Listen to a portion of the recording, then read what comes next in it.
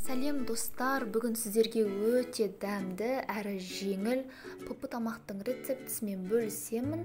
Видеоны соңына дейін көріп, лайк басып тіркеліп, қоңыраушаны басып қоюды ұмытпаңыздар. Бізге қажетті ингредиенттер: 20 минут бұрын суға бұқтырылған қара құмық, яғни гречка, пияз, үккіштен өткізілген сәбіз, ұсақтап туралған картоп, ет болмаса фарш, және де осылай асқабақтың ішін шұңғыл етіп қырып тазалап аламыз. Ең алдымен майға етімізді жақсылап қуырамыз. Етке сәбізді және де пиязды салып, шамамен 15 минуттың көлемінде баяу отта жақсылап қуырып алыңыздар. Біздің етіміз жақсылап жартылай пісіп дайын болуы тиіс. Енді қара құмықты, картопты, қуырылған ингредиенттерді жақсылап араластырамыз. Және де дәміне қарай тұз, қалауларыңыз бойынша түрлі дәмдеуіштерді, қара бұрыш, қызыл бұрыш қоссаңыздар да болады. Жақсылап араластырып, асқабақтарымыздың ішіне толтыра қойып шығамыз.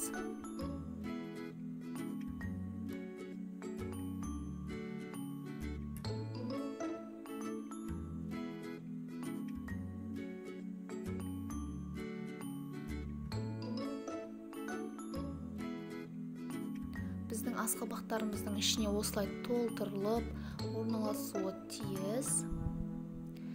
Енді бұл массамызды жақсылап фольгаға ораймыз. Фольга қағазын жақсылап ашылып кетпейтіндей етіп жақсылап ораңыздар. Себебі духовканың ішінде ашылып, асқабақтарыңыздың беті күйіп кетуі ықтимал.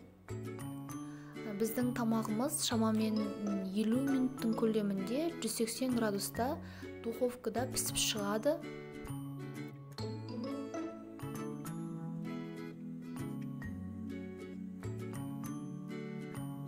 Міне өте жеңіл әрі пупы тамақ, ешқандай майсыз.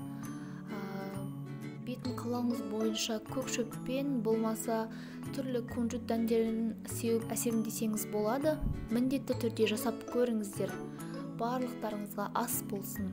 Видео ұнаса, достарыңызбен поделиться етіп қоюды ұмытпаңыздар. Сіздермен болған Фариза Тілеулес.